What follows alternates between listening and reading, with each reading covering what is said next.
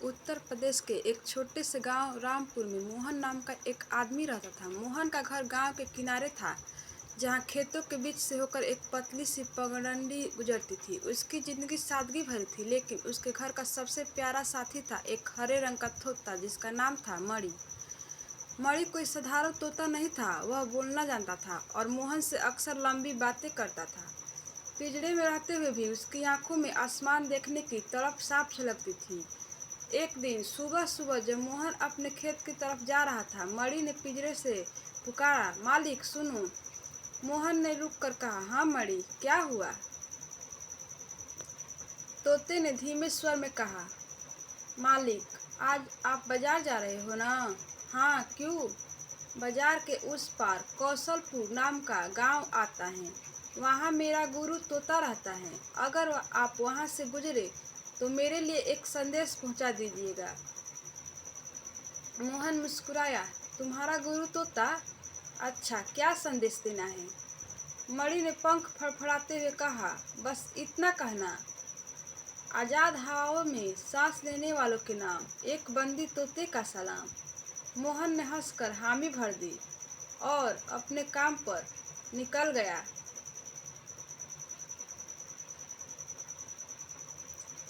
गर्मी का दिन था। रास्ते में खेतों की महक दूर से आती, बैलों की घंटियों की आवाज और कभी कभी बच्चों की हंसी सुनाई देती थी।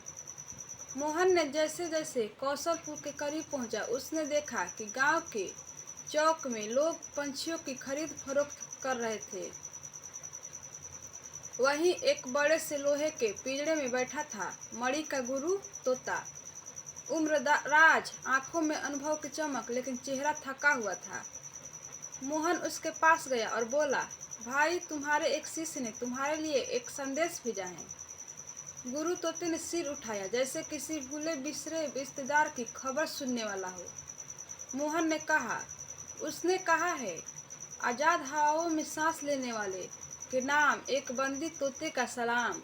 बस इतना सुनते ही गुरु तोते ने अपनी आंखें बंद कर ली। उसके पंख धीरे धीरे गिरने लगे। वह कांपा और फिर पेड़ के नीचे निढाल होकर गिर पड़ा। मोहन चौंक गया। अरे, ये क्या हुआ? पास के दुकानदार से आकर देखा और बोला, मर गया, पता नहीं क्यों। मोहन को बड़ा अजीब लगा। उसने सोचा, शायद उसने कोई दर्द भरी याद ताजा कर दी थी। मोहन ने अपना काम पूरा किया और शाम को घर लौटा। मणि ने उसे देखते ही पूछा, मालिक, मेरा संदेश पहुंचा दिए? मोहन ने कहा, हाँ, लेकिन सुनकर तुम्हारा गुरु तोता तुरंत मर गया। इतना सुनते ही मणि भी अचानक चुप हो गया। उसने अपनी आंखें बंद कर ली, पंख गिरा लिए और पेड़ के नीचे निढाल हो लेट गया। मोहन का दिल टूट गया। हे भगवान, मैंने तो सिर्फ संदेश पहुंचाया था। उसने पिंजरा खोला, मणि को बाहर निकाला और उसे अपने आंगन में रखकर सोचने लगा कि अब उसका अंतिम संस्कार करे। लेकिन जैसे ही वह घड़ा लेने घर के अंदर गया, पीछे से फड़फड़ाहट की तेज आवाज आई। मोहन दौड़कर बाहर आया तो देखा मणि आसमान में उड़ रहा था। मणि ने उड़ते उड़ते कहा, मालिक, मेरे गुरु ने मुझे संदेश भेजा था कि अगर आज़ादी चाहिए तो पहले मरना सीखो। असली मौत नहीं, बल्कि अपने डर और बंधनों को मार दो, तभी पिंजरे के दरवाजे खुलते हैं।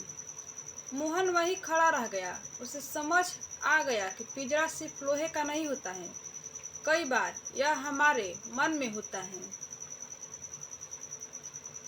उस दिन के बाद मोहन ने कभी कोई पंछी पिंजरे में नहीं रखा और गांव के लोग अक्सर कहते हैं, मोहन का तोता उड़ गया, लेकिन उसके साथ मोहन का दिल भी आजाद हो गया।